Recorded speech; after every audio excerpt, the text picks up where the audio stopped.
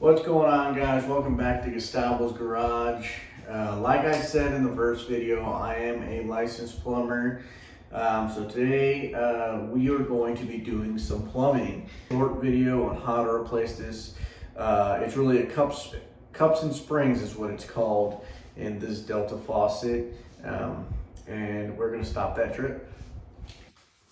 So I'll start out by telling you what tools you're going to need. It's very simple. All you're going to need is some Allen keys. I have both of mine right here.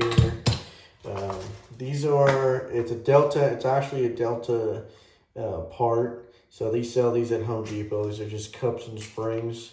So this is what they look like. Mine are a little bit old because they've been in my work truck forever. But they do the job.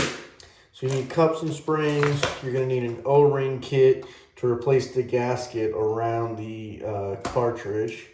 And then you're gonna need some channel locks. And yeah, that's pretty much all you're gonna need for this. It should take not too long.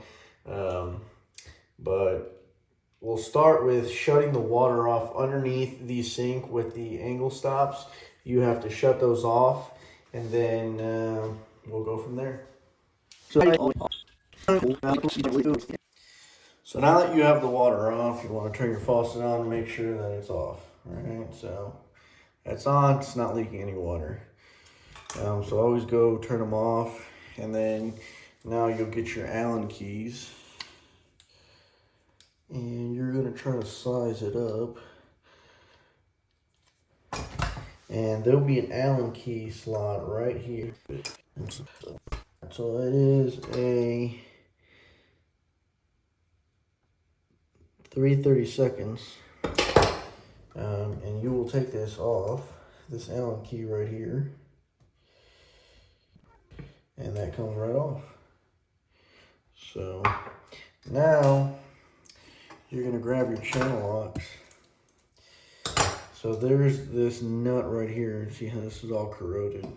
Like I said, we're going to swap these faucets out. I'm just trying to stop the leaking now so my wife can actually use it instead of being turned on. So sometimes if you go and you try to loosen this, it might spin the whole faucet. Okay, that one didn't. It's pretty loose. But you want to be careful not to just go on here and start cranking on this nut, because if you do, you might spin the valve underneath the sink and kink your supply lines. So normally I'll back it up on this because you don't see that. So that's just a nut. Then you pull it out and that's your gasket. So when the water runs into this, it's off. So when you spin it, that's the temperature stop. So when you spin it and the water goes through here, it's actually feeding water to the faucet. So anyways, so then in here, you'll be able to actually see. So inside the actual faucet down here, you get the water out of here. So I normally just grab like a screwdriver, pop it out, and let that focus. And that's your cup, but the spring is still down there. So you can normally just grab like an Allen key.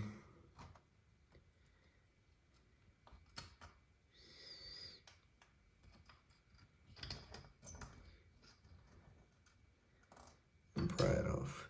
So eventually over time these springs must become softer and not make that connection. So the way it works is this spring is supposed to push up on that rubber cup. Let me show you. So the spring goes first, obviously with the tapered side, the skinny tapered towards the top of the cartridge, and then this goes over it. So the spring helps push this rubber up to the cartridge, and when it's pushing up and it's pushing against the solid part right here, then it's not allowing water through.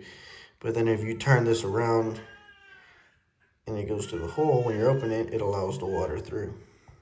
I like to repair everything in a sequence. So even though only the hot one was leaking, I'll replace the cold.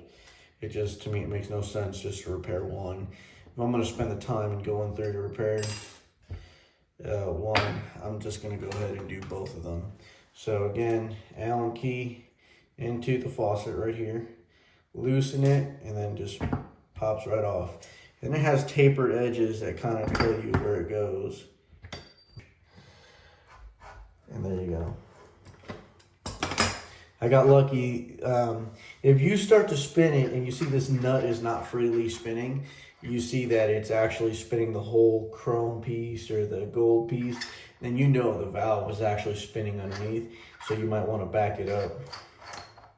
And by backing it up, so if you're loosening lefty-loosey to get the nut off, you would need, for instance, you would need something holding this so this doesn't, if you're going lefty-loosey, the channel locks need to face each other. So this bottom one is stopping it from you turning it the other way. So it'll allow you to loosen the nut, but it's not going to allow you to move the whole valve. So you take that off. I mean, man, this stuff looks rough. Good thing we're replacing these faucets. The water quality here in Texas is just not very good. And it slowly pits away at all this because we have hard water.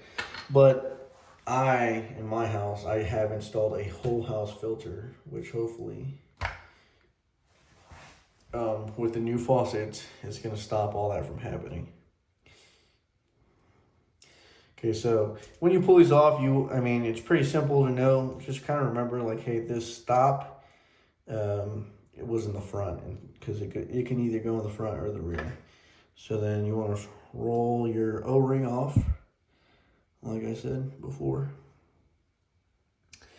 And you want to make a pile of all your parts so you can throw that away and not reuse it.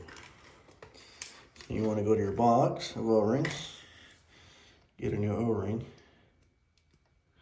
flip it over, put it right there where it goes. Now you're going to want to go to your cups and springs, inside the cup and spring, not multiple, but so see that? You just kind of use the hook to go over it and pull it out. Cup, new spring, put it on, grab your guide, shove it through here, and you're gonna guide it into the faucet with your guide still on. And there you go. And again, it's gonna be with the taper side to the top, not back. Don't put it upside down with the big side or the wider side upside down. You don't want to put it like this. It actually won't even go over, but tapered side up and then rubber over it. And it goes like that into the faucet. So now you're done with that. You want to put your cartridge back in. You're going to put some pressure on it. And you'll know once you put that pressure in and shove it in, you'll know that it's seated. It has little guides right here, one right here, one right here. And if it looks like it's sitting right, then it's sitting right.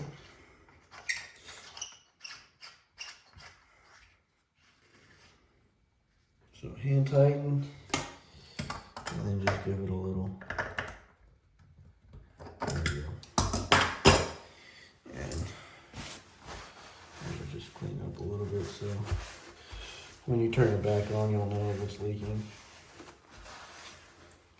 And sometimes actually what I do is I'll put this over, I'll turn it on, I'll test it, and then I'll pull this off just to see if I see any water anywhere.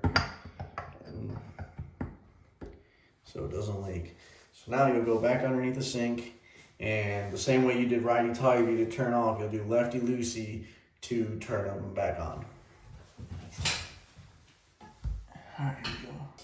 When you turn it on, you'll pop this off.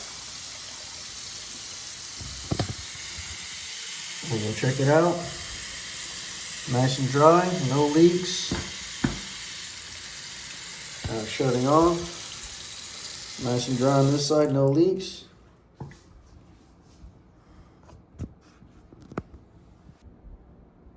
like that, it's no longer dripping.